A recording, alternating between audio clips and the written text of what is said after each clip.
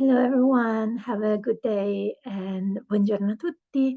I will present briefly in Italian and then switch back to English for the reminder of the meeting. Buongiorno a tutti, benvenuti a un'altra presentazione di RiSME. L'evento sarà svolto in inglese. Però le domande, come spiegheremo dopo, gli interventi possono essere anche fatti in italiano e poi provvederemo alla traduzione se preferite intervenire in italiano. Quindi procedo in inglese. Good morning, good afternoon, good evening, wherever you are. Welcome to this space.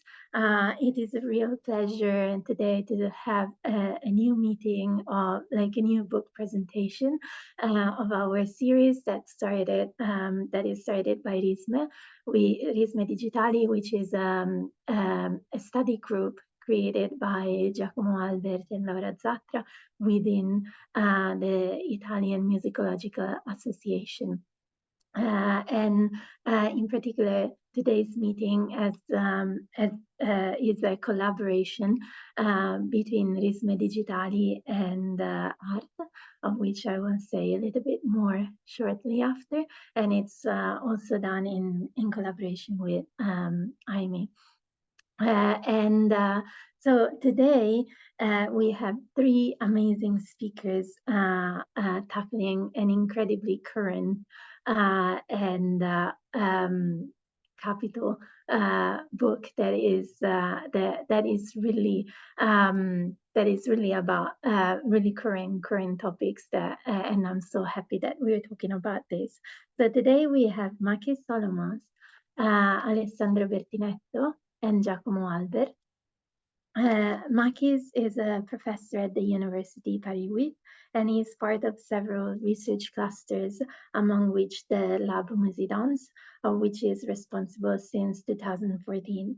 Today, we're talking about his book titled Exploring the Ecologies of Music and Sound, Environmental, Mental, and Social Ecologies in Music, Sound Art, and Artivism.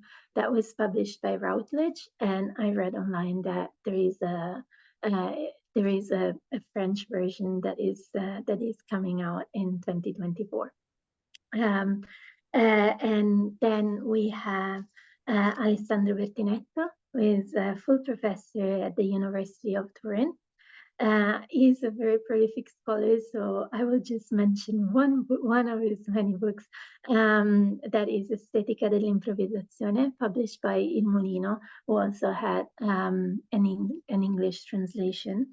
At the moment, his research is focused on the role of habits in aesthetic experiences and artistic practices, and he's also currently the coordinator of art, Aesthetic Research Torino, with whom we are organizing the meeting today. And art is a permanent seminar founded in 2018. And I will just drop the link because they're incredibly active. There are many call for papers, and I think many people will find that interesting. And then we have Giacomo Albert, who is a researcher at the University of Torino in the Philosophy and Education Science department. And his focus is on music and video art, and he's also in the organization of the Italian Musicological Society, as well as the editor of Gli Spazi della Musica, and obviously one of the founders of RiSME together with Laura Zatra.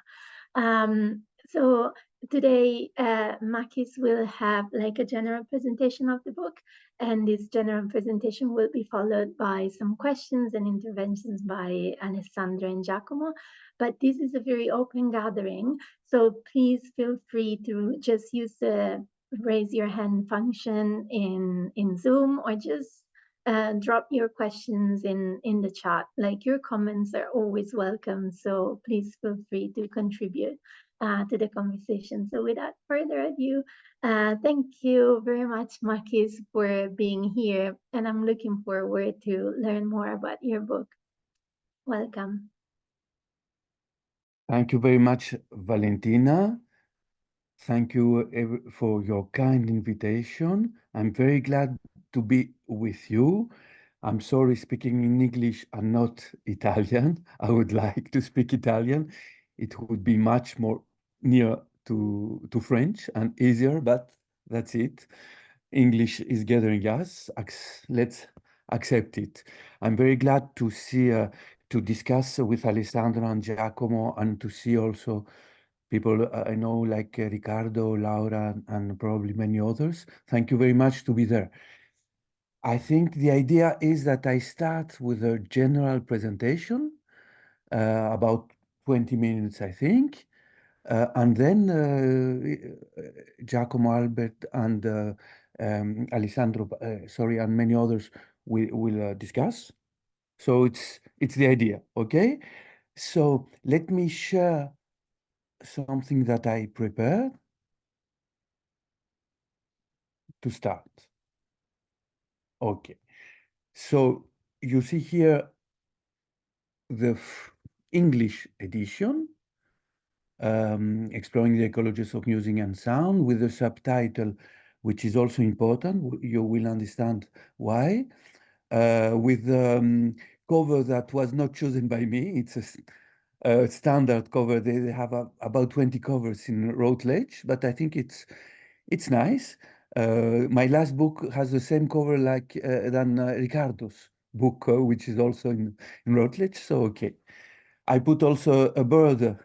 I think you understand why. I don't want to speak because as always there is artificial intelligence surveying us, but I think you understand the meaning. What is the meaning of that? Okay, so I'm continuing. The book, I wrote it in French. The original French will appear on September, and it's longer, 1/3 longer, because of the cost of translation. I chose to publish it first in English because as about all these questions, the public is large. French is not anymore an international language, that's it. And also to bring something in the English-speaking world where ecology, by ecology, we mean almost only environmental ecology. And you will see that my perspective is larger. So I think that this book brings something new in the international debate about ecology. I think so it was a choice. I would like to speak about some important points in this book. I suppose that many of you haven't read it. I hope that I will give them the invite to read it. So I will take some points from the introduction. So here I stop the sharing. I will come back to it for the table of contents. So I will start about the idea of ecology, and in the plural, ecologies. Of course, the first entry in this book is the environmental ecology, which is the most well-known ecology. I'm just reading the beginning of the book. When we listen to music online, we are contributing, despite ourselves, to the destruction of the planet. The data centers used for mass storage of our favorite music by digital streaming platforms, or what we call clouds, are disastrous in environmental terms. Clouds, contrary to the image conjured by the world, are stored in energy guzzling in physical places. And then I quote the book of, maybe you know, Kyle Devine, a very nice book about the history of recording, which is ending by the history of data centers, who says what I repeat. So this is important. It's not that I want to culpabilize the listeners, but it's important to start directly from the fact that even where we are listening music, not even playing it, that we have to to take into account the question of environmentalism, to deculpabilize people and also people listening to music, and also to show that music can be the opposite and sound also. I then quote a scientific article, very interesting one, where we see that sound and music can also be good for the earth. In this article, scientific one, people are making a research about reef degradation, and they observe that degraded reefs smell and sound less attractive to settlement stage fish. And sound. So they had the very strange and interesting idea to put in these reefs sounds recorded in good wealthy reefs, and then fishes came back, and so the reefs went better. So we see here that sound and music can be good also for the environment. So this is the beginning, the entry. Then I discussed the idea that there are many years, maybe even decades, that we have seen the birth of what we can call an environmental art or environmental aesthetic, or even some people like Paul Arden speaks about Anthropocene art in one word. So it's well known, especially in visual arts, in maybe in architecture, in cinema, etc. In music, it's much more complex. The idea of an environmental art came later, only the last years.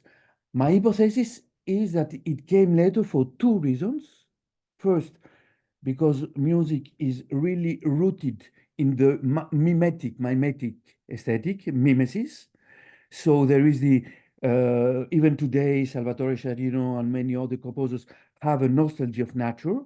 So they are making music speaking about nature.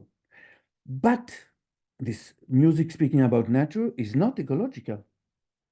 The subject is nature, but what about the means? Let's imagine an opera speaking about climate change, an opera with with an orchestra of 80 people, 30 singers, choirs, making the round of the earth. It's very bad for ecology. So the question of nature, speaking about that doesn't mean that you are ecological. And as musicians are rooted in this aesthetic, so probably they think that they are ecological, where in fact they are not. The second reason related to that, of course, is that music uses a lot of means, a lot of means. An orchestra of 80 musicians, I quoted. What about technology? IRCAM and many other places, they use so much technology. And it's problematic, where in visual arts, you don't have that. An artist can use only, if you want, his brushes and the performance, etc. So in music, it's not easy to be ecological. There is a problem of the means. So there are two reasons explaining why the musicians came later, maybe in this important debate. Then I discuss the enlargement of the idea of ecology. So, very important. First, okay, we are speaking about environmental ecology. We're speaking about Anthropocene. But when we say Anthropocene, it's a geological term, which is very important to describe the arrival of your new ecological period around the 17th century during the Industrial Revolution. So where human factor is more important to change the earth. Okay, but many people take this expression Anthropocene art in a very literal sense, saying that is man, that is it's because of man and woman, of course, so human people, that Earth is going worse. But if you take in that sense, in a social and political sense, you have to observe that all men are not equal. Bolsonaro, Trump, the dirigents of Total Energy in France, of the petrol companies, they took decisions that are very bad for the earth. But what about you and me? What about an Indian guy working with his land? So Anthropocene is not, in that sense, is not enough to understand what happened. We have to use the term of Capitalocene, which was introduced by Andrea Malm, to explain that it's not general the humanity, the man who is make this bad way of earth, that is an economical political system called capitalism. And if you accept to go in that sense, then you can observe that the environmental things are related to what we call the social things. I quote here a very nice philosopher, Catherine Larère and Raphaël Larère, French, I translate. They say the environmental crisis is the natural erupting into the social. That means that our environmental problems are also social problems, especially since the Industrial Revolution. And it is also the opposite, the idea that the social is damaging the natural. So we can say there is a social ecology. Ecology is not the environmental. There is something we can call social ecology. The term I didn't invent. It was coined by, by Murray Bookchin in the 60s, the anarcho-ecologist thinker of United States. And I think it's very important. Murray Bookchin discussed the idea that the environmental crisis is related to the social crisis. The domination of man to man is rooted in the domination of man to nature, etc., etc. I could, of course, also refer to Adorno and Horkheimer, the famous book of 47, Dialectic of Enlightenment. Then a further step, we can see that the environmental crisis is also related to the what we could call the mental crisis. Here we can speak about the eco-anxiety. We spoke last year's young people who know now not that the earth will have an end. If you remember the film Don't Look Up. So they develop eco-anxiety, which is now recognized like a psychological effect. I can refer also to the term, maybe you don't know, solstalgie. It was invented, I don't remember by who, but it is very used by the French philosopher Baptiste Morisot. Solstalgie, it means the idea that we, like nostalgia, we are not living anymore in our land. We are living in a world which is, we are stranger anymore. So it's mental, it's psychological. So the environmental has an impact also to the mental. We can speak about a mental ecology in the same sense. So to be short, my main idea, in fact, of ecology came from Félix Guattari, the French philosopher and also psychoanalyst, who wrote in 1989 a very nice small book, The Three Ecologies, saying that there are three ecologies, not only environmental, but also social and mental, and that the reunion of the three, he called it ecosophy. I think the term ecosophy is now more and more used. Before it was a little bit strange. I have to say that probably, it was also coined almost at the same time than Guattari from a totally different perspective by Arne Nuss, the Norwegian in English we say environmentalist. In French we say ecologist, environmental philosopher and activist. Very, very well known and very, very fundamentalist for some people. They find him like too deep, but I think he's very interesting. So ecosophy, the reunion of the three ecologies. I think that this idea is very interesting. Of course, it's very difficult. It's very, very difficult to be ecosophical because each of one will more stress one model than the other ecologies. I have to add that we could speak also about more than three ecologies. We could treat also the question of feminism, the question of colonialism, like ecology in that sense. So there will be many ecologies, and the reunion, which is the point of the future, is difficult, but I think it is what it is interesting because, and it will be my last sentence about ecology and politics in general, then I will go to music. For instance, you see today, I don't know if it happens in Italy. You heard probably about France last month. There were peasants that were revolting against Europe and some measures environmental. And they revolt against it, saying these measures are only from the bureaucrats of Europe, and we need to earn our life. In fact, these peasants, they were led by some syndicates very near to extreme right, people that are opposing the social to the environmental, which totally stupid. Every peasant knows that if he used things that how you say in English that kill the plants, it's bad for their own health also. He knows that quite well.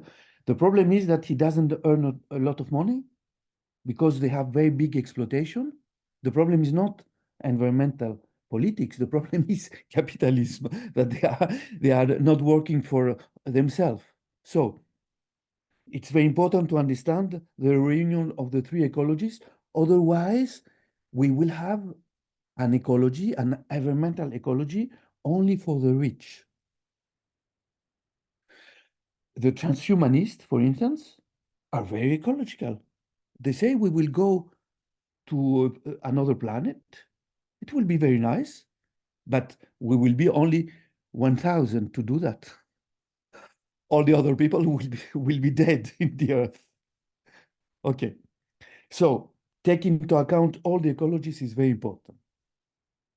I'm coming now to music, which is, of course, the subject of the book. So the use of the term ecology now in general, in fact, it came to me after the last book I wrote, From Music to Sound, where I introduced the idea of space as something very important in sound and music. And in fact, ecology is the environment, so it's a kind of prolongation of the question of space, sound, space, environment. So in fact, we lived for many decades in what we call the audio culture, listening to music only through casques in a tape or in a computer. Now we discover again the importance of the space and the environment. I went further to space because space it's good for electronic music, electroacoustic music, but in fact the question is more important than loudspeakers spatialization. In fact, we need the real space, so what we call the environment. So my idea started from there. So it was in fact a critic of my book From Music to Sound. Saying I received many critics from this book. Many came from conservative people saying, no, music is not sound. We need meaning. But it was not the point of my book. It was the idea that with technology, etc., sound is more important than melody, etc. And now I reintroduced something which is the equivalent of what we call music, but in a materialist way, not in an idealistic way, what we call music, an art in a very concrete way, the idea that sound is rooted in an environment, which can be the environmental of ecology, the social, the mental, etc. So this is the main idea, to treat that. And also, it was the question to see how the music takes from the environment, would be social, natural, or something else, and the opposite. How can music and sound influence? But from the point of view of the musicologist, that is important, not from the point of view of the sociologist, the anthropologist, so which is exterior in a way to music, but from the inside point, taking into account what we call in music the techniques, the technology, etc., etc. Now I go to the next short but important point. What are the different references of this book, the disciplinary, the theoretical references, of course, musicologies, of course, musicology, but musicology for the moment is working only in a way, which is a lot, of course, in the idea of work of art. It doesn't take into account the environment. It let it to the to ecologists, to anthropologists, or to sociologists. So we need something other disciplines. There is the eco-musicology since some years, which introduced clearly ecological point of view, but I introduce a lot of anthropology. Anthropology is very important, not only for ethnomusicologists, but for ecology, because as they are dealing with premier people, they are wondering about nature, for instance. Of course, sociology, we need sociology. Then came very natural, let's say, sound studies, because sound studies are related to environment, sound art, etc., etc. So there are many disciplines, even if it's a book from musicologists. As about the question of music and sound art, I take the idea of sound art as a prolongation of music. Today there are two, I think, ideas about sound art. There is the one coming from people coming from visual arts. They are making installation, etc. But they are more having the experience of visual artists. And there are many people coming from music for whom, for instance, time is very important. And they are making also sound art. This is more my idea when I'm speaking about sound artists in this book. Sometimes they are very musicians, and I let some other sound artists which are more near to visual arts. I come now to the artistic references of the book. I work as a musicologist, so I'm starting from artistical projects, even if for me, the work of art is not enough. I need the environment. So I speak about projects, not work, but projects. I don't know if it's a good term, but it enlarges the idea. I have a main reference in this book. In fact, it could have been a book about Hildegard Westerkamp. I admire very much her work. I think she's a fabulous musician, really musician. She's making soundscape composition like classical music with an idea of form of working in time, very musical. And as about the ecologies, of course, she's an environmentalist, as she's rooted to what we call the acoustic ecology, so the Murray-Schäferian school, but she's very aware of social ecology and of feminist ecology. She's an ecofeminist, even if she doesn't use that term. So it's an opening because Murray Schafer, I'm making a critic of him. He's a little bit closed mind. Even some people saying he's a little bit a white supremacist a little bit. He has the idea of ecology of North people. He doesn't like noise because he's living in Canada. In Canada, there is snow, so there is silence. But if you are living I don't know, in India or in the jungle, there's a lot of noise. And in modern music, we like noise. Noise is not our enemy. The problem with noise, it's when it's used against us. If we use noise for its richness of morphology, it can be very nice in a low intensity, of course. That's important to see. There are other artistic references in this book, many important. For instance, there is your compatriot Agostino Di Scipio, a very important reference in this book. There are people making a field recording like Francisco Lopez. Of course, there is Xenakis, as I'm a Xenakis specialist. And there are many other people from music or from sound art. Of course, there are a lot of gaps in this book. There are a lot, every day I discover many people, because now musicians are more and more working that direction. So I think I will have to update and we have to continue the research. Maybe I will show now very quickly the table of contents, as I think I took too much time for the introduction. Sorry. So here is the table of contents. So you have a first chapter, which is alone. It's a theory about sound, sound milieu. I use this term. I refute the idea of sound. I say that sound is an object related to the audio culture, and that today we can see sound as a network of relationships, not as an object. So it's an important introduction. It's here, I spoke also about biopolitics, and I quote Agostino Di Scipio a lot, who worked on that idea. Then came the first big part of this book, which is about the first ecology, of course.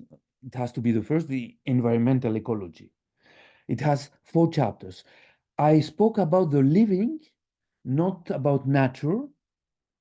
I don't know if it's very used in Italian. In France now, we continue, of course, to speak about nature, but we say more and more le vivant, the living. Because nature, in fact, it was a term coined, we don't know what means nature. There is Timothy Morton, who's claiming an ecology without nature. Very, very interesting position. So the living, I think it's a better expression. A first chapter is about, I use natural, so in more traditional term. So I spoke about the tradition of mimetism, music, etc. I make a critic of Olivier Messiaen.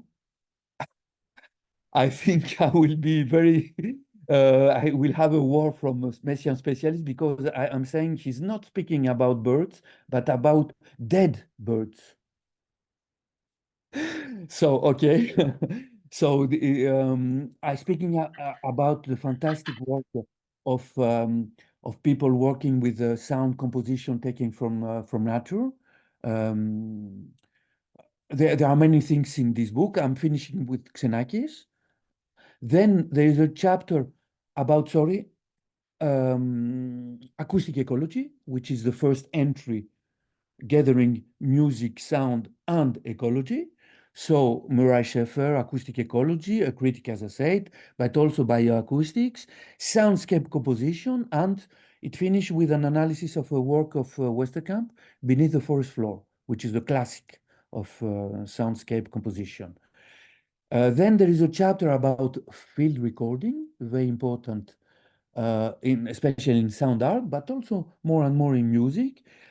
I discuss why field recording, and I understand it as a need of relocation. We are living in a global society, so we need locality, we need roots, of course, not the roots of the identitarian people, extreme right people, but the idea to say that we are living in a special place, which is not opposite to the globalization. I discussed the dialectic of Deleuze deterritorialization, reterritorialization, which is very interesting.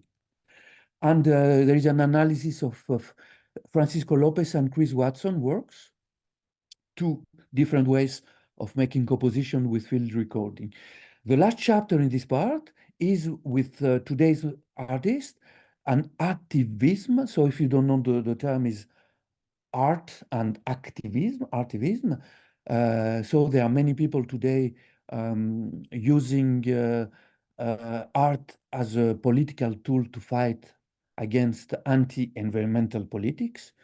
I put many streams here. We could wrote a whole book about that. It's very well developed today.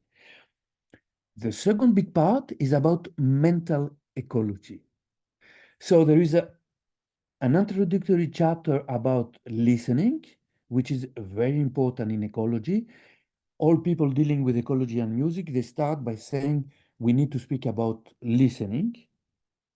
And it's related also to the idea of the commons as developed by politics. Here I quote Tony Negri and Michael Hard in their book about the commons, etc. And I discussed Hildegard Westerkamp's sound walks as a tool for listening and constructing this common. Sound walks are very nice, let's say, exercises, very interesting for musicians who are not used to listen to the environment. It's very interesting to make sound walks as a very simple exercise. It changed totally the way of listening. The second chapter is about subjectivation, affect, and empowerment. How what we call feelings and etc. are parts of a global ecology, which is touches also to the environmental and social, of course, ecology. I discussed the idea of power of music, the very old expression, the power of music. And I say that it supposes a passive listener, so it's better to speak about empowerment, that music and sound give the listener individually or collectively an empowerment. I took the word empowerment from the social sciences. Now it's very common used, and I think it's important to renew the debate about power of music with that term. The final chapter is very special, is about music, sound, and extreme violence. So how music or sound can use to torture. We know since the works of Susan Cusick. I took two cases, which is very near to me, the case of the Greek dictatorship of the 67-74. I was born in 62, and my parents, my mother went to a concentration camp, and I was also there. I was the only child during the dictatorship. Some people say the younger political resistant. Of course, I was a child. I didn't choose to go there. And now my next project is about that, because it's an island in the Cyclades, very touristic place. The Cyclades, there was a very big concentration camp, and now it's a place where is the ecological society, the environmental society, WWF, and they are making very nice work about some rare species of birds. And I'm making a project viewing the past history, concentration camp, and I hope the future history, ecological history. I'm trying to develop that thing. If you are interested, I would like to collaborate it if you have ideas from Italy, from elsewhere, because it could be nice to put together experiences. And I took also the example of Chile, of Pinochet, because it's very near to the Greek dictatorship. It's the same technology. There are only 6 years of difference. The CIA is behind, etc., etc. Of course, there is also music as resistance, subjectivation, a very important topic. Not only music as torture, but also as resistance, which we know quite well since many years. That. Finally, the third and last part is social ecology, So there is a first big introductory chapter, music, society, politics. Everything is there. I discuss a lot Adorno. I'm coming from a point of view of Adorno. For many years, I was an Adornian. I'm a specialist of contemporary music, and Adorno is very nice to view the classical contemporary music, Luigi Nono, Yannis Xenakis, John Cage, as a way of resist to capitalism through their music, not through political positions. But today, I'm not anymore satisfied with that position. I need more explicit engagement. So I'm not anti-Adornian, I'm post-Adornian, let's say. I'm more near to intersectional studies, to feminism, to engage people. I think we need more engaged, especially with what happened in Europe since many years. We have to be more engaged. I remember the last sentence, one of the last sentences of the aesthetical theory of Adorno. He says that as capitalism is helping modern art against socialism of that time, he says finally there is a kind of reconciliation between capitalism and art. So I don't agree with that. That's it. The last chapter is the more deep about social ecology. It deals with today's matters. There is an introduction about social artivism, then a whole discussion about an important trend of today, what we call documentary art, most well known in visual art, but it comes in music. People working with sound, with the field recording, etc. Then I discuss about ecofeminism, Hildegard Wasserkamp, and finally I discuss about degrowth, which is my other direction today. It's another project I have today: music, art, and degrowth. The question of means in music, the very difficult question of means. What can we do without renouncing to technology? It's not the idea of going back to all times. I'm not technophobian. What can we do with technology to not be stupid, to not be everybody speaking about artificial intelligence today? It's crazy. It's crazy because, in fact, it's a way of terrorizing people because the main way to discuss is that we lose our jobs. Okay, technology can be for working only 1 hour a day, and everybody will work. So we need to speak about the growth. I think it's very important. The conclusion, I wrote this book during the lockdown, and okay, so it speaks about long, and it finished about the idea of the artist as producer, which is a reference to Walter Benjamin, a well-known text of the 30s. I think it's enough. I'm sorry, I was 30 minutes, I was long. I'm very sorry to have been so long. It's okay.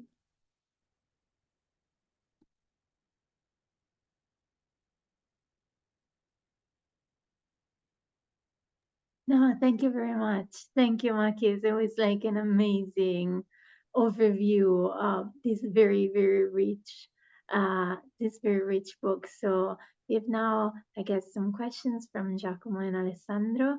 But as I said before, like everybody is invited to this conversation. So just please use the raise your hand function or just drop your question in the chat. So Alessandro, I'll let you the floor. Okay, thank you. First of all, thank you for inviting me, Giacomo, and thank you, Giacomo and Valentina, and thank you, Makis, for your amazing book. So I learned a lot by reading your book. So it is really extremely rich of references, of proposals, and okay, you mentioned sociology, anthropology, some studies, okay, and not only musicology, but also there are a lot of philosophical references and insights. And so maybe I will will focus on those references. You actually advocate for a kind of application of some trends of contemporary French philosophy, such as Deleuze and Guattari, to the issue of the relationship between music or sound arts and ecology, and also its the political and social impact of this connection. And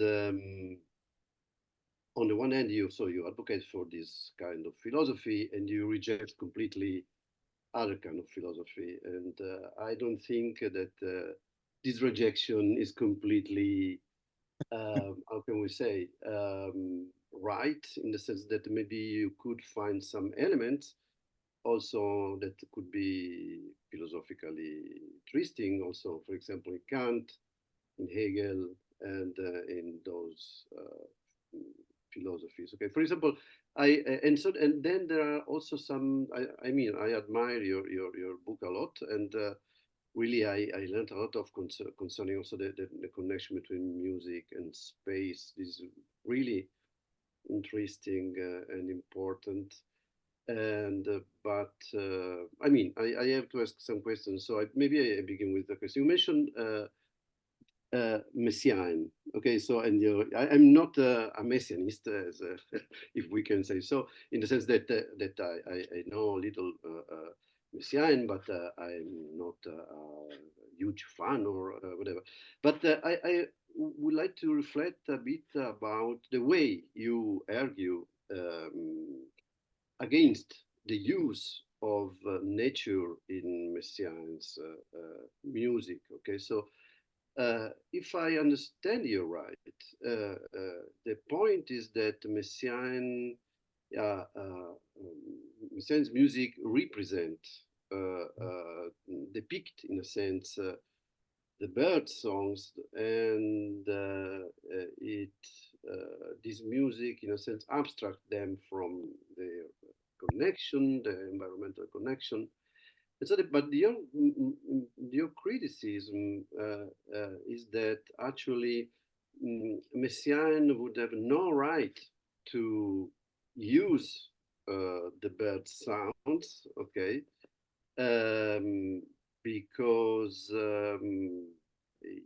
actually he didn't ask the birds to use the sounds. Okay, so this is more or less the argument that you use.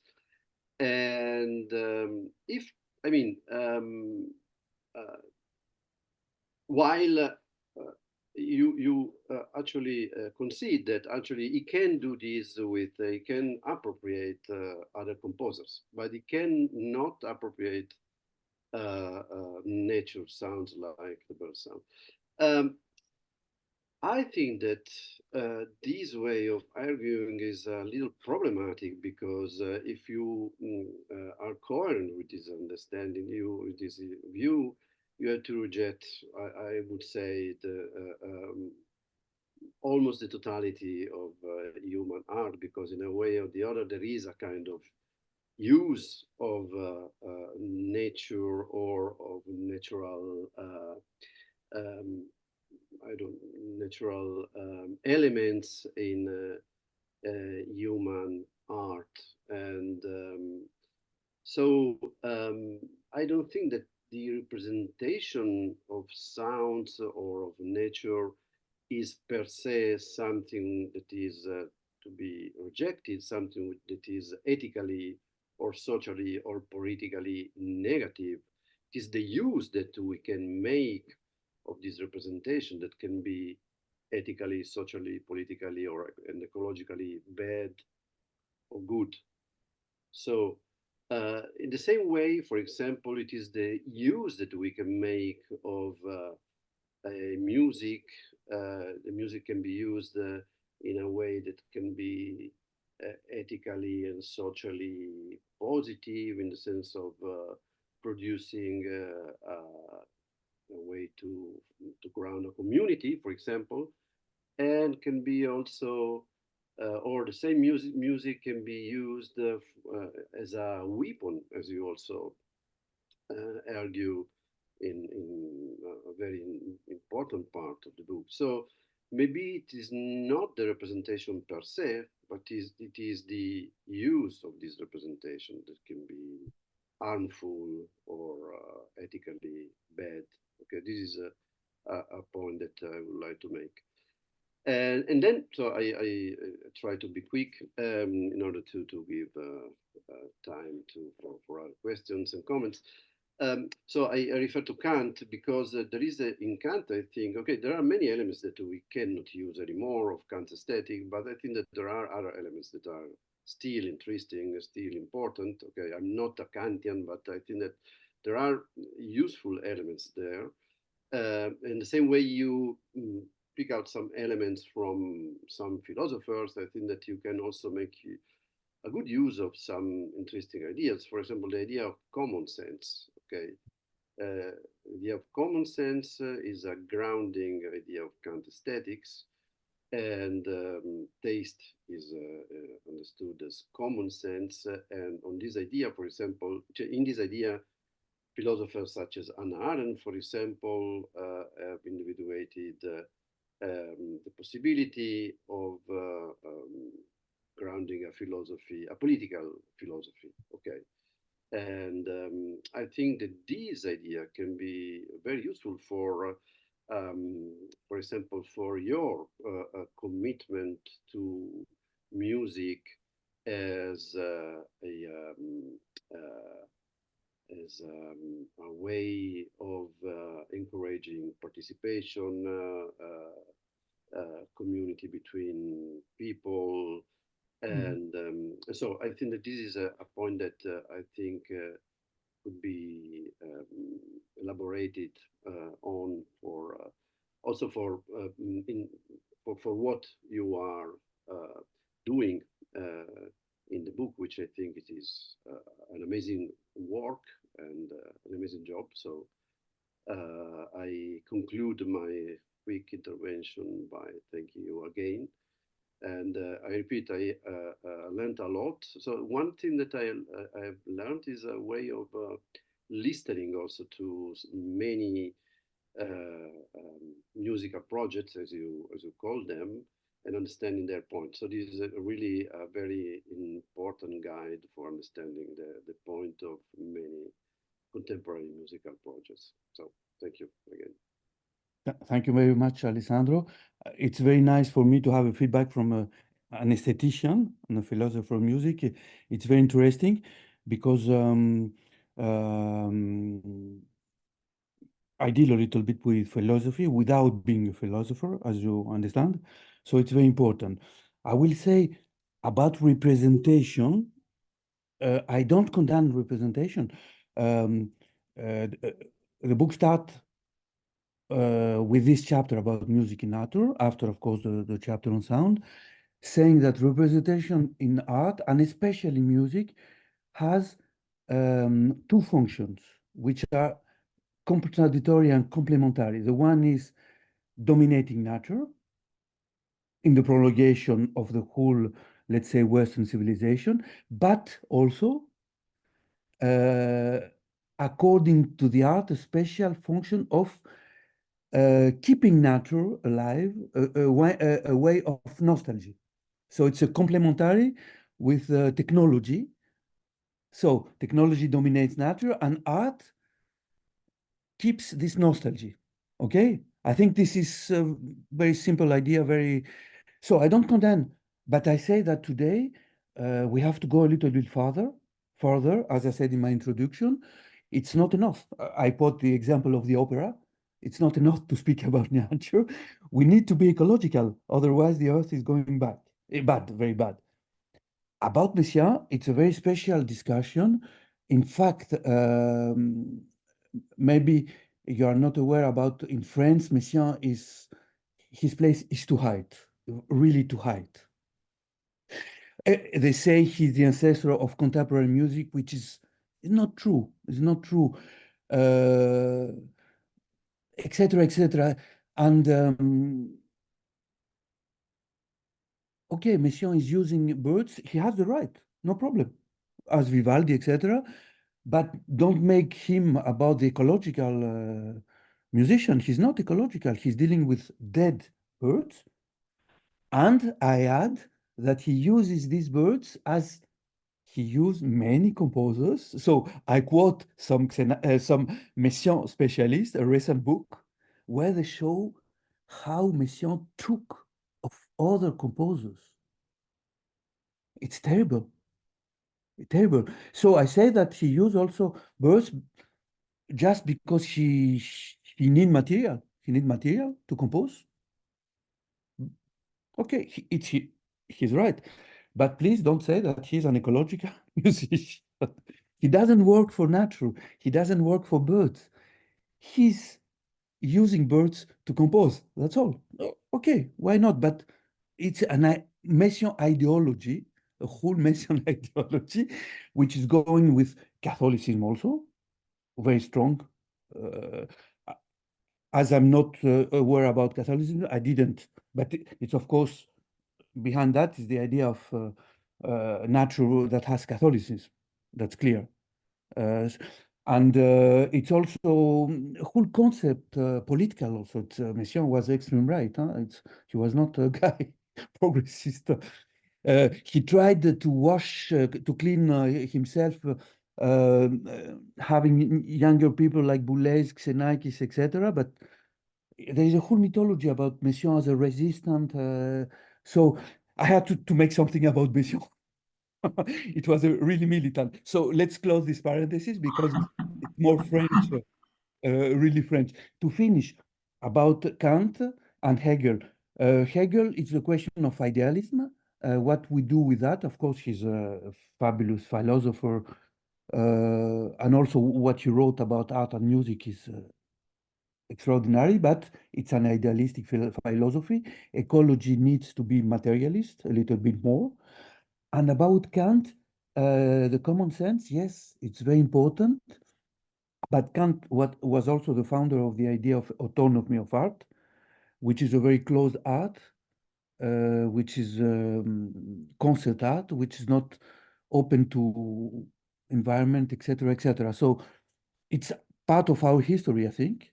So I'm not anti-Hegelian, anti-Kant, but I think today we need to look also other people, I think. But thank you very much for this reference to the common sense of Kant. I will read and I will use it. Thank you very much. Maybe you, if you are, you like very much Kant, because I quote him in a place where it's not me, the post-colonial studies criticize Kant. Maybe it was this passage, very short, that you didn't like, but yeah, no, it's not that I didn't like. I mean, it is good that you can also show that Kant was a racist, but it was normal for people of his time. So I mean, to use such a quotation, I mean, the same could be said about Adorno, for example.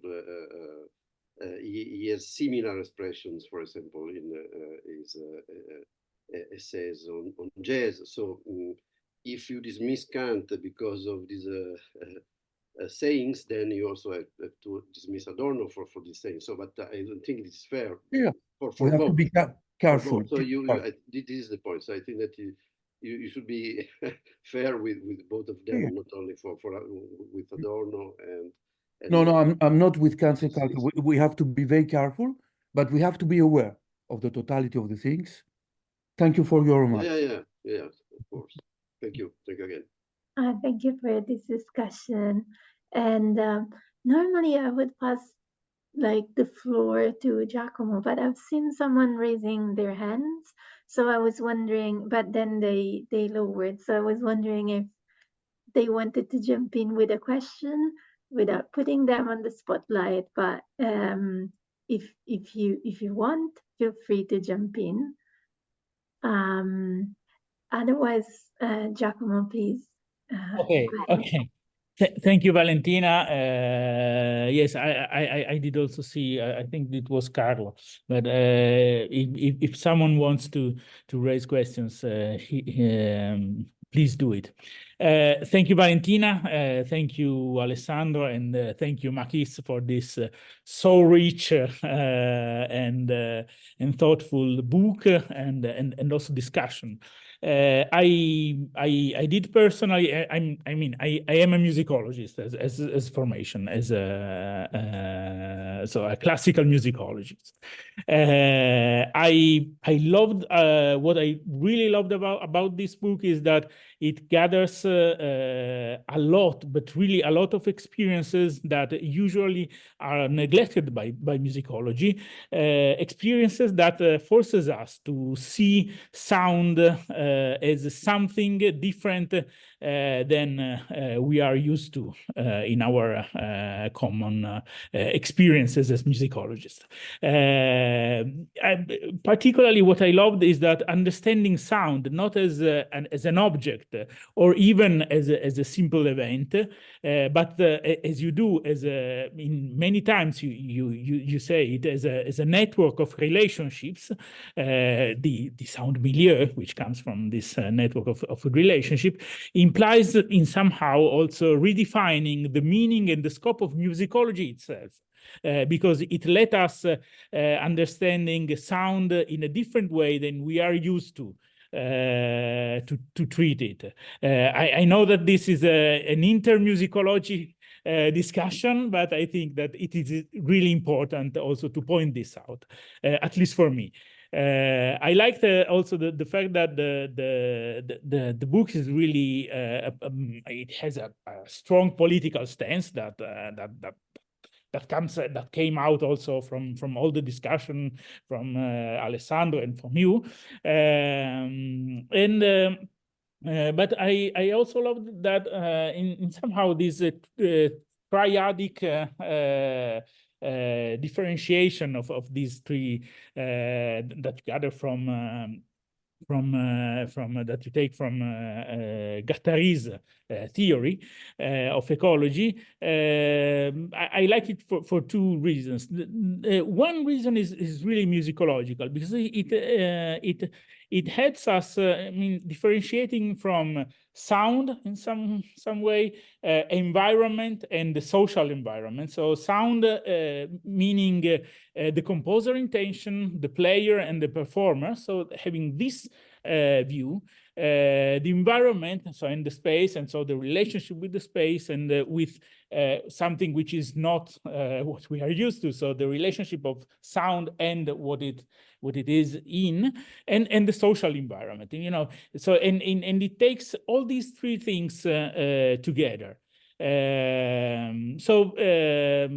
I really loved is that you put a lot of different experiences together, because putting Luigi Nono and Hildegard Westerkamp are really different, and Messiaen and really different worlds in somehow. I studied Luigi Nono in a world, and when I studied some things, and then I studied Hildegard Westerkamp when I studied different things.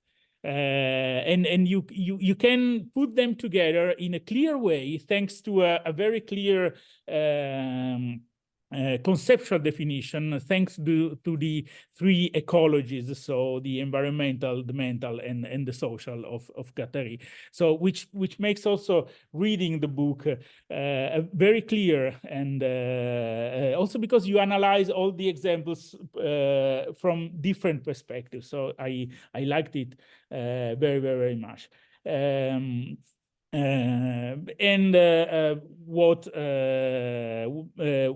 What I really love about this idea is that you can find somehow the idea of reading music and sound as through an ecosystemic paradigm, I think, because it is only the ecosystemic paradigm that can unite environment, individual ecology, so mental and everything issues, and the social issues from the other side. So environment, individual issues, and social issues as part of a unique ecosystem, which is something that we really should care of, because it makes a very complex environment of study. Somehow it complicates things. It puts pros and cons on every level, but it gives us a lot of things to study and to say, and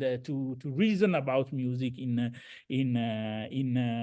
new ways. So it puts light in different ways on music. What I also liked very much is this idea that you I mean, probably for philosopher is really common, but for musicologists not so much, which is the idea of breaking the barrier between nature and culture, and because also in the final, in the last pages of the book, when you speak about the pandemics and the use of social media and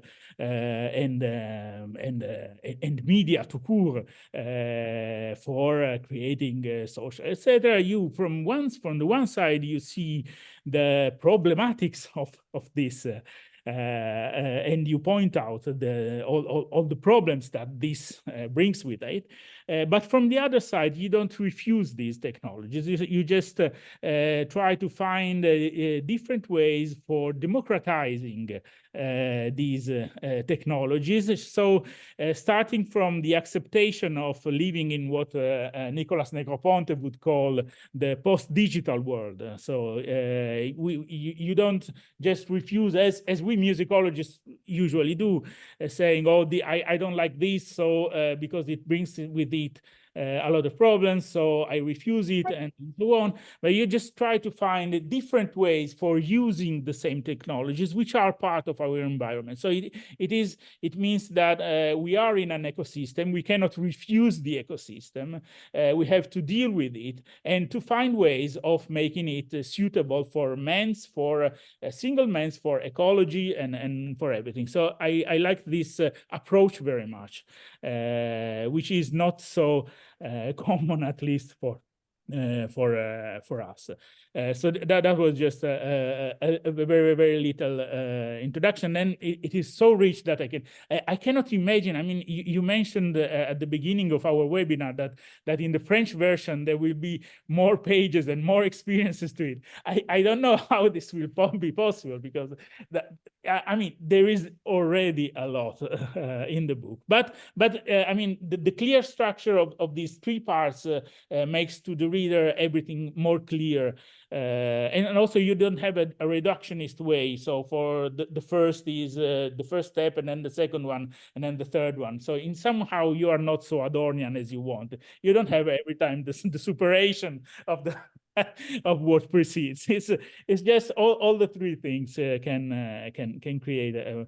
But anyway, I have just a question for you, and which has to do with the idea of participatory art. You mentioned it. You mentioned also Claire Bishop's work, and because I mean, I would have expected in this book much many references to installations. You do somehow, Marsh, for example, and so on. I don't see. I don't want to say that you don't quote installations, but in somehow, I mean, the idea of participation in the art that comes from the 60s, and from, for example, in Torino we had Walter Olmo, who worked on ecology and in the International Situationiste, and in a participatory way with Guy Debord too, and I mean, and this idea of participatory art, who was quite strong also for a lot of of composer, for example, in the 60s, for example, also a composer like Karl-Heinz Stockhausen had to deal with it, and the Fluxus movement much more. And all the installations that came afterwards.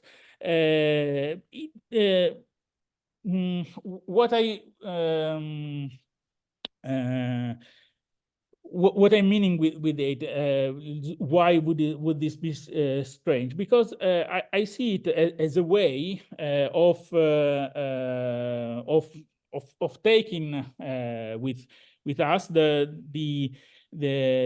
Brechtian way of finding social distance, of a critical distance to the world. So an anti-immersive somehow an anti-immersive aesthetics. So the idea that the listener has to discover the work of art with his whole body, not being immersed in it, but through his reasoning. So the idea of work of art as activator of reasoning, and not of as something that gives you all the information and overloads you with too many information, so that you cannot that you enjoy it because maybe you like it, but you don't have it doesn't become a first step towards reasoning, towards building something for yourself too, which is, I think, the real basic of this participatory art. I don't know if this was the choice of you not to mention a lot of these experiences, or just you had already too many. Oh, thank you very much, Giacomo, for your all your nice words. Thank you very much first for the things you say about the plurality. I think that all musicologists, when we make a book, something which is not more than an article, we want to put the totality of what we like. It's not always easy. It's not always easy, but for me, it's important. It's important. So thank you very much, because I was afraid that it will be too much, that people would say c'est n'importe quoi, as we say in French. It's too many things together. It's a bricolage. It's a montage. Thank you very much. I appreciate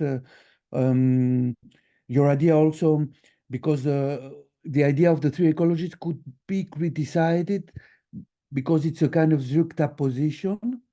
I tried it toward the end to speak about ecosophy, so projects that are between many ecologies, but it's not easy, as I said in the beginning. So thank you very much for that. It's very nice. Now, about participatory art, you said very important things. I didn't have time. I didn't have time to reflect. Yes, we can relate Brecht to the anti-immersion. Yes, of course, it's very important to discuss all that. I don't know if you have written something about that, or if somebody has made the connection, because they are very important things. Another thing that is missing in my book, maybe it will concern also Alessandro, is the question of improvisation, because it's very important. Today, many people improvisate, even if the so-called contemporary music, which is my main field, even if I try to open, because improvisation is a way to open to the environment, the social, and I know many projects, also people working with birds, with forests, etc. So the only think I will say that it will be a future work about that. I said in the beginning that I a little bit try to go away from the work of art, going to project, but in fact, it continues to be my culture. I am a Adonia in a way, so I continue to like the well-done work of art. It's why I like Westerkamp very much, because for me, it's a perfect example of taking the old definition of music as something very finished, word, etc., and also environmental and social preoccupation. So I have to open myself more to installations, to the question with installation, it's also that it comes very much, even today, from people from visual arts, which is not a critic, but it was a limit for me. So maybe next years I will work with that. I think it will be important. Now, the main core of the idea of what we can call it participatory art, collaborative art, collective art, community art, all these ideas which are very important today, working in parallel all together.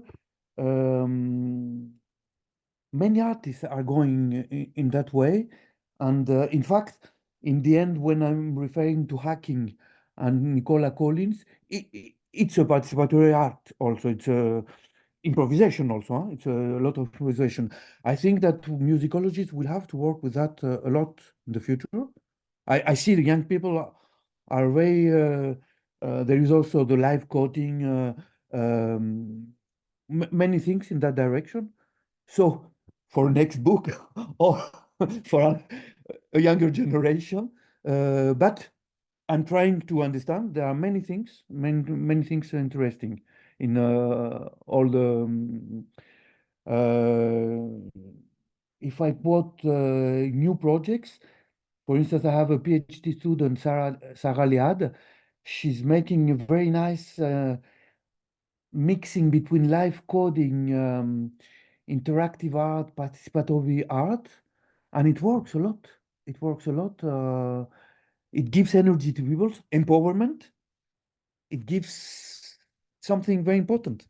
So thank you for all this idea. I will continue. Thank you. So many important points were touched during this conversation. So once again, the floor is open for questions. I definitely have at least 2 questions. I see Alessandro has one, but please just jump in if you have one. So Alessandro, go ahead. Yeah, thank you, Valentina. So it is actually a follow-up of this debate between Giacomo and Makis. And so it is about, again, and also it is a kind of, not reply, but consideration about the issue about the autonomy of art, okay, and participatory art. So the autonomy of art is questioned by, by everybody and by every kind of philosophical trend, pragmatism, phenomenology, hermeneutics. So there are many. But the point is also to understand what the autonomy of art is about, okay? And one thing the autonomy of art is about is to give aesthetics a place, in a sense, in our experience of art. So, which is the role of aesthetics? This is the point. I think it is an important question that we have to ask, or even when we are engaged and interested in making and experiencing art that deals with environmental, social, political issues and the like. So, because I would say that it is a, you mentioned improvisation. In improvisation, for example, this is a very important issue. So, which is the role of aesthetics in improvisational processes? I think it is an important question, at least that we don't have to dismiss completely. The risk is that, for example, there is a part of your book concerning documentation, okay, art as documentation. If art, I would say, and this is a notion that I use that in a conscious way, is if art is reduced to documentation, okay, can still art do what is, what you want art to do, to engage and to liberate our imagination, for example. This is an important point of your book that I share. Liberate our imagination, the imagination that we can have by making experiences with sounds, for example, and avoiding that our imagination is caged, for example, in representations provided by commercials and uses of sound and music at the service of capitalistic interests, for example. I don't know. So in this direction. So I think that the issue of the autonomy of art and of the role of aesthetics in all of these important projects is still important. Is very important, I think, and it's urgent, I would say. So, so I mean, this is the point that I think it is deserves some reflection, I think. Thank you, Alessandro. So I will answer but shortly because I see there are many people to want to discuss. It's an important question. Huh? For me, I haven't solved the question of autonomy of art. I critique, but I critique with keeping it. It's why I say I'm post-Adornian. I think it's very important. But today we need not to go further exactly, but we need to be aware that it can be also a trick that can be a prisoner of this idea of autonomy of art. And we need to escape, not killing it, but opening mind. And just I add about documentary art, for the moment, it's not a reduction because it's a claim for artists. They want something forbidden. They want to use art to tell the truth, as it is so difficult in our society to tell the truth. And why not? Why not? You know that the split between truth and the old split between what we call truth, what we call good and beautiful. It was a conquest, but also a kind of a regression, maybe gathering them again. For instance, ethics is very important for art today. It's very important. You cannot say I can be a good artist and a terrible man. It's not possible. We have to gather that. It's so just I agree with you, but I think we have to discuss and to continue. Thank you. Thank you very much. So I think that in order we have Giacomo Ricci, and then someone posted a question in the chat, and then we have Carlo Serra. So I think this is the order in which I saw things appear. So Giacomo, please. Okay, thank you. I would like to start by saying many thanks to Professor Solomos for this book. I'm a first-year PhD student dealing with sound and ecologies, so, and I apologize in advance if my question will be long, but I found very interesting your philosophical and theoretical framework you took from Guattari and Deleuze, the three ecologies framework. And I would like to know if you are also familiar with the philosophers and thinkers from what is called new materialism philosophy, authors that speaks a lot about ecologies like Donna Haraway, Timothy Morton, and so on, because in my research, I'm finding quite interesting that the way these thinkers refers to materiality as something in which ontology, aesthetic, ethic are in some way always entangled. And I think in some way this is something similar to the three ecologies you were speaking about, but the stress, the focus, it's more about material agency. And I think it fits pretty well with the fact that sound is something that engage, that connect materialities in a really physical sense. In your book, you talk about the web of relations, which can also be physical relation with sound, and I think sound connect the human and non-human world by its agency. And I think this can in some way force us to abandon an anthropocentric point of view, if especially we focus on the material and relational agency of sound. So to conclude, do you think that this concept of material agency could be a good, a fair starting point for an ecological framework for sound art? Especially in order to deal with the environmental and social issues we are living in the year of climate change and global warming and so on. Thank you. Thank you very much for your question. Very important. I don't know quite well. I just started I begin to study this materiality agency. It's very important.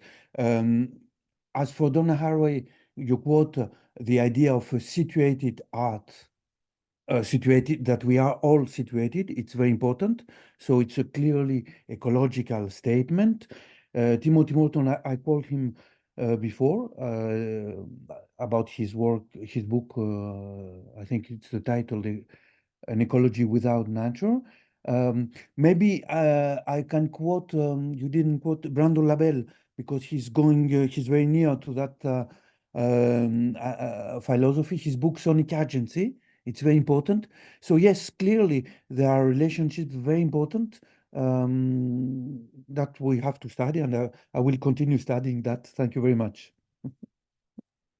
Thank you. And now the online question. So I will read it, but the author of the question, please jump in if you want to add any detail. What are successful examples of sustainable music events or initiatives, and what lessons can be learned from them? We could speak about, if we take the term sustainability, we could speak about some festivals that are now more and more organized, not only music, maybe more in theater and visual art, people that are taking into account the footprint, ecological footprint. In music, there's a whole debate on that. So they try to do, in some way they succeed. I think it's important. As about music as a project or works, Westerkamp, of course, I think it's very important. We could speak about her way of organizing the universe. She's living in proximity. She has a way of doing neither commercial, neither institutional. The way she organizes all her work is very ecological, sustainable in that sense. So it could be a good example, I think. Thank you very much. And now, Carlo Serra. It's the turn of Carlo Serra, so please go ahead with your question. Thank you very much. I'm sorry for my terrible English, but I have two things to ask. The first, but I have to say that I didn't read the book, and I'll try to do it as soon as possible, especially in the French version. But I'd like to put two questions. The first one is about, I like to see the French interpretation of nature, because I'm not so agree that the music of Messiaen is a music of dead bird. When he works on the interpolation of sounds, and he doesn't work on a model like that one of Vivaldi. This is a great mistake, because he works on periods and he used not the verses.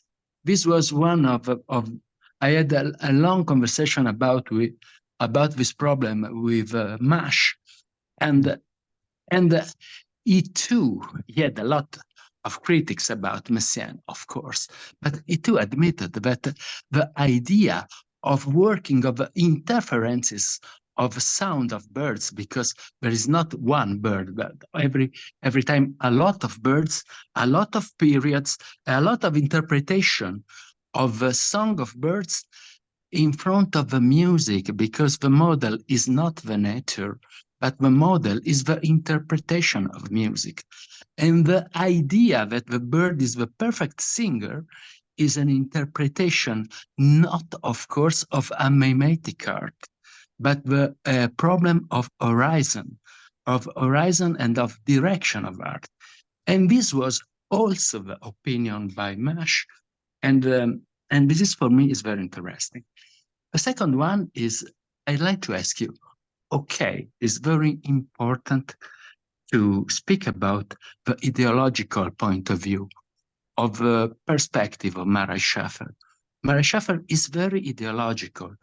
He notes the idea of a tonics is a problem that you can find also in the description of Westerkamp. Also Westerkamp, which makes a very interesting work, when he explains his work, her work is very ideological under this point of view. And it seems that that one is a mimetical direction, because the tonic is an aesthetical interpretation of imaginary relationships in a landscape, or an idea, a very charming idea of an archetype of soundscape. And this is very difficult to accept in a theory of listening, you know, because this is a poetic of music, not a poetic of sound. The third question and the third and the last question is this: what do you think about the work of anthropology of music? Because there is a so strong direction of studies, parting from Gilbert Rouget to Stephen Feld, about the problem of environment music and about the forms of listening. How can I listen a sound to make music, or better, can I make a discrimination between sound and music, starting from an anthropological point of view? This is another perspective which is very interesting also for contemporary music. When Feld analyzes the music of Kaluli, he refers to Edgar Varese, to concrete music. When he worked in Paris, he worked a lot with Jean Schwartz, and Schwartz worked a lot on concrete music, jazz, natural sound, and creative use of model of ethnographical object, especially percussion.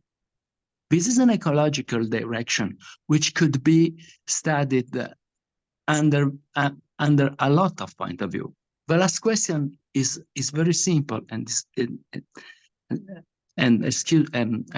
sorry for my English. I know that it's very difficult to understand what they say because it's not my language, and for me, it's very difficult to speak in English.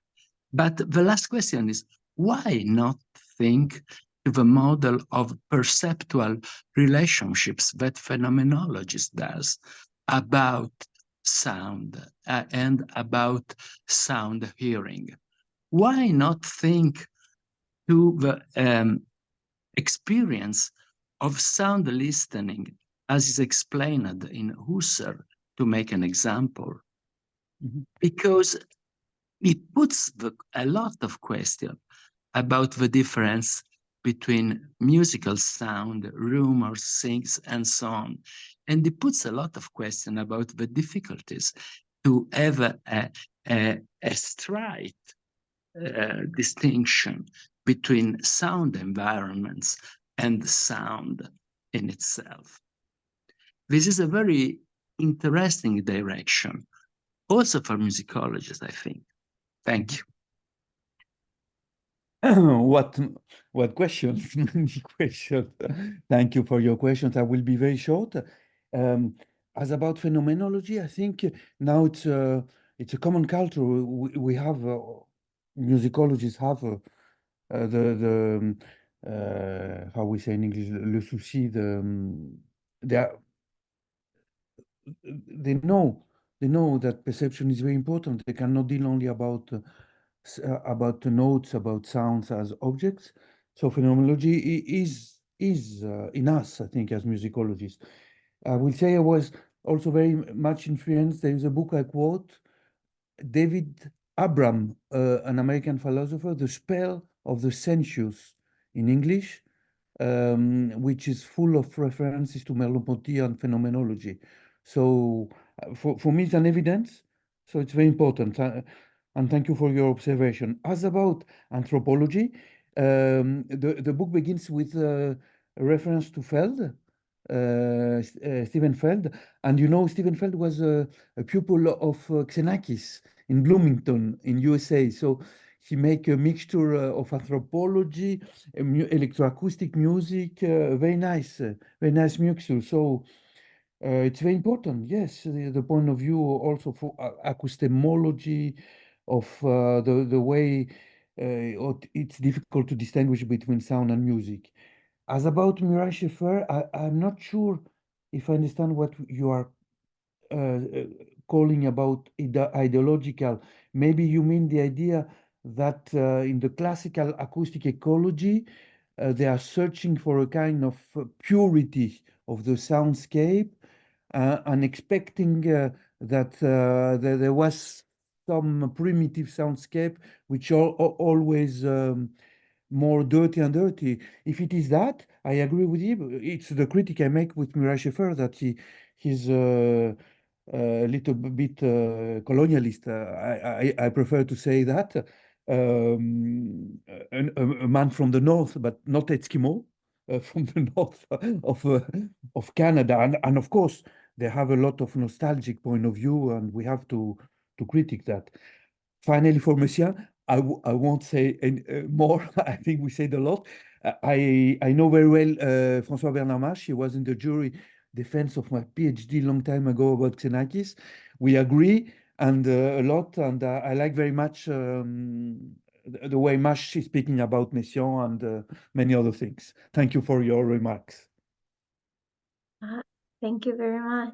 So I think that there are no questions or no one raised their hand. So while we wait for other questions coming your way, I have two. And after all these philosophical and very large questions, mine are very practical in a way, and so you want to bring the conversation down a notch, I guess.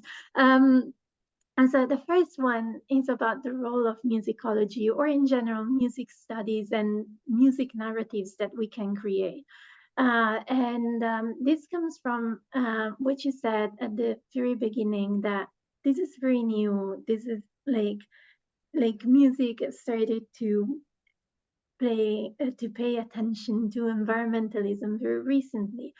But my sense working on Integer Westerkamp, or for example, Pauline Oliveros, as opposed to I also recently worked on Armour Schafer, is that Integer Westerkamp and Pauline Oliveros, they were intersectional before intersectionality was a thing. They were connected, they displayed an interconnectivity that is crucial in every form of environmental awareness. So I wonder if the experiences were there, but the music narratives were not able to bring them out. And if we were maybe giving more space to representational relationships with nature, like Armour Schafer, and we were not able to embrace instead other understandings that were already there. So what is our role as musicologists, music scholars, sound scholars in this, like in the development of more awareness? So this is the first question. The second question instead is the question that I asked you about music, but it can be asked about many different aspects of our life. So what is the role of bringing awareness about the environmental impact of, for example, an opera, when we know the environmental impact of Taylor Swift? And so at the beginning you talked about Capitalocene, which is an expression that I didn't know, and I loved it, and I think I will start using it daily. So when we have, it's like we know that the 1% of the super rich are way more polluted, are polluting way more than the rest of us. So what is the sense of talking about even like big staged works when the single action of a Taylor Swift is so impactful? For example, in the one instantiation, I think this was from a study of the global movement No Music on a Dead Planet. So they kind of brought awareness on the fact that Taylor Swift releases singles in so many different special collector releases. And so this ties very well with environmental and capitalism. And the travels that she does on private planes and so on. So yeah, the scale of these two things, to me, is always very hard to comprehend and feeling empowered about. So these are my two questions. Okay, thank you, Valentina. As about the second point, I quote opera about just to clarify, to make the distinction between speaking about natural music and being environmentalist. I said that you can have a subject as climate change, but if you make an opera, it won't be in the classical sense an opera. I mean, with the means of you know, in Italy the opera, many means. It won't be a environmentalist. Of course, the idea is not to have what we call, I don't know if you use that expression, punitive ecology. Okay, you use that. I don't know if it's used in English. In French, it's very used. So it was the example of the peasants that say that the ecology is only punitive. So the point is not that. Of course, there are Taylor Swift and many others that are polluting much more the universe than opera. So no. Of course, we have to make something collective, something that's very important. Maybe I quote opera because there's a whole debate. I don't know in Italy, but in France, we know that the very low and poor budget about music, more than half is going to opera. So that's and not to young artists, etc. But okay, let's say it's a second discussion. Okay, as about the first point, very important. It's very important. What is the role of a musicologist today? New music narratives. We see that we are living in a moment of very many things are changing. We are now more working with current music. In the past, it was I know much more in Italy, maybe. It was almost forbidden. In Spain, it was terrible. Musicologists couldn't work with modern composers. Now it changed. Now, in a way, it's almost the opposite. So we have to be aware of questions. Maybe I would say that as we are, most of us today, the musicologists are working in universities, and universities are in danger because of many politics. So we have to have also political conscience, I think. So ecological matters come also from that point, from that perspective. What is our place as citizens, as academics? What can we do, not only in an individual level, but in the role we have to make people think, not to make think, to give them the truth, but to give the conditions to think, and also to share what we like, what we love, the sensitivity. I cannot say more, but I think you point something very important. Thank you. Thank you very much, Makis. I think Giacomo has a question. Thank you, Valentina. Thank you, Makis, and thank you, everyone for this very, very rich discussion. I just wanted to just a question to Makis, because in the book, as we said, you mentioned a lot of different, and also in this discussion, we all mentioned a lot of different projects or experiences of music. In some way, also during this discussion, but in the book more profoundly, more deeply. I mean, I've seen that you present some experiences which are based on imitation or representation of nature, as we said in as the Messiaen, for example.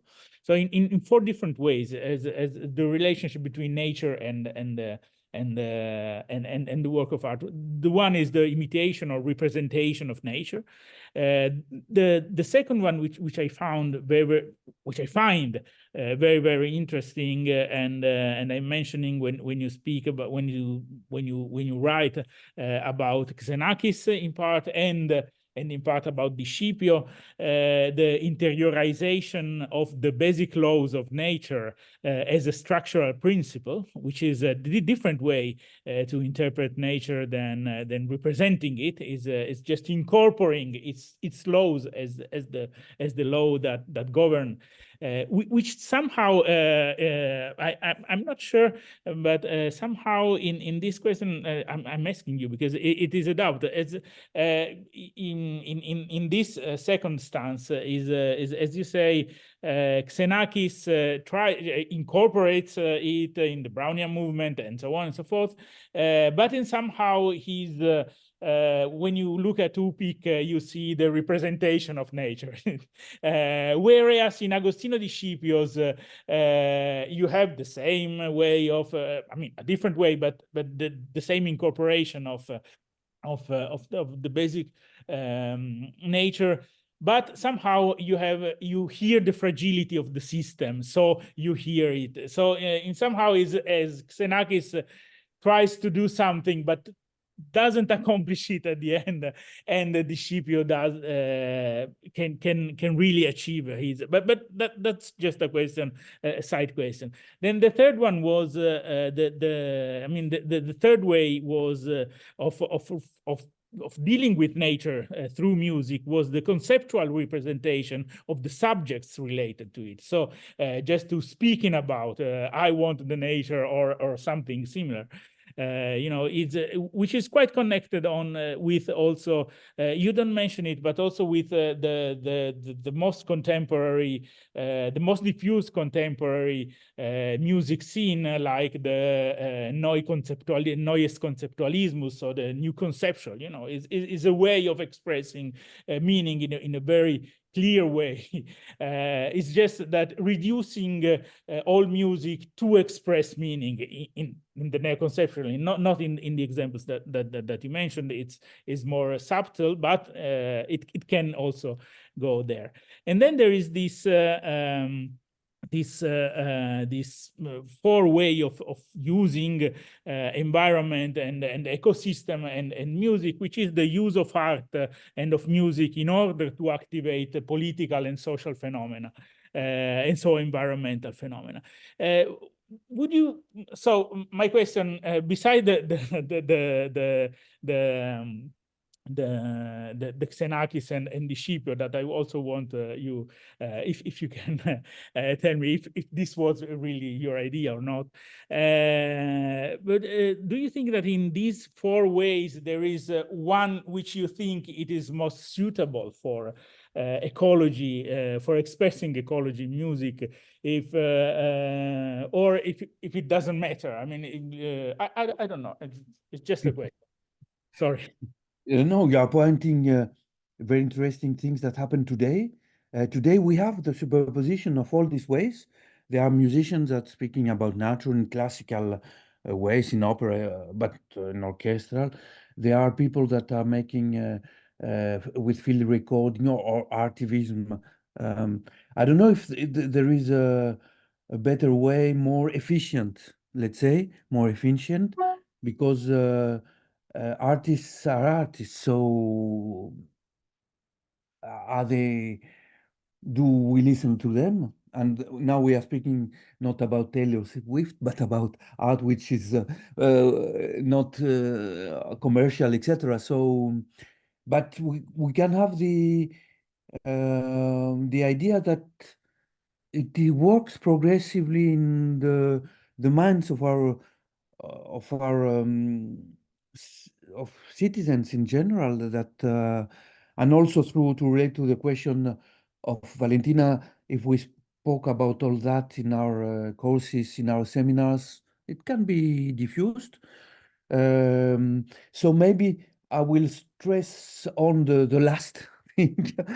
I believe to Artivism. I believe that it can work, it can give many things, and because it relates also more the three and more ecologies, more natural in a way that people when they are making Artivism, they are environmentalists, they are social, they are political, so it can be good.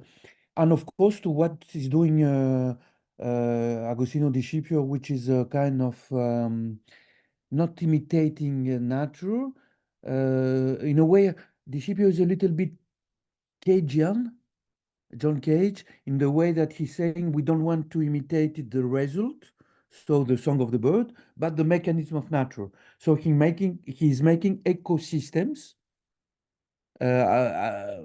Okay, the word imitation is not good, but it's the idea to produce conditions that are a kind of environment. So I think this is an important way of doing, because I see that people working with noise music, I quote them, they are in that direction, in fact, not with the same means, with the same sounds. Agostino Di Scipio has my age, so it's not noise music. It's more silent music. It's more, and in Agostino Di Scipio, you can listen to many birds. He's very Italian. He's very Vivaldian. I think he agrees with that. If you listen very carefully with some noises, so I think it's interesting to work with ecosystems. It's a nice idea. It can work because you are not working only with the result, but with the conditions themselves. A kind of way it relates to the new materialities also we were speaking before. I think someone is pointing in the chat that they're not sure about this last point. I would be very curious. A discussion is always so good and so positive. So if you want to jump in and elaborate, you're absolutely welcome.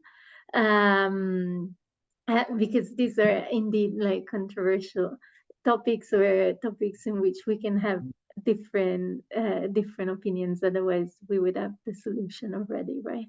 Is it Agostino?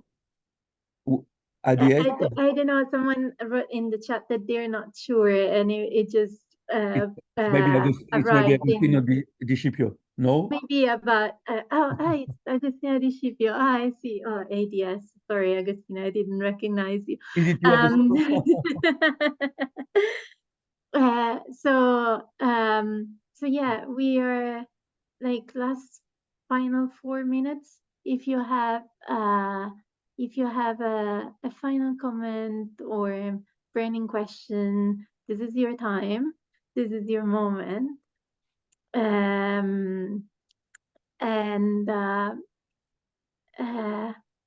Yeah, so the room is quiet. So I guess it's the time to say thank you. First of all, I would like to thank everyone who participated with their thoughtful questions. It is always great to have like a lively conversation like the one that we had today. So thank you very much for participating and for taking your time to attend our event. And then obviously our marvelous contributors. So thank you to Makis for being so generous in your answers and for your amazing book. And thank you, Alessandro and Giacomo, for your thoughtful and like very juicy questions and inputs to the discussion. And thank you to Giacomo for organizing all the technical side and the streaming while also speaking and saying like intelligent stuff. I don't know how you do it. That was amazing.